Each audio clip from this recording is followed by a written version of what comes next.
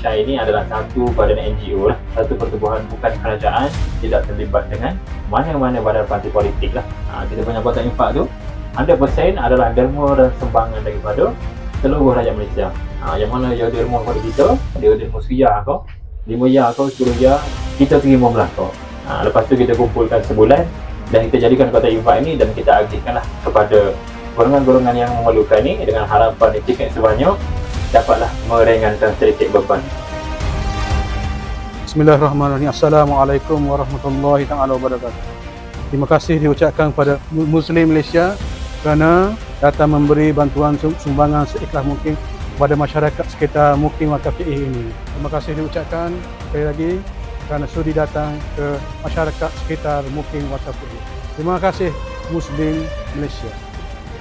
Bersyukurlah apa yang ada hari ini. Terima kasih banyak-banyak. Alhamdulillah. Terima kasih Muslim Malaysia.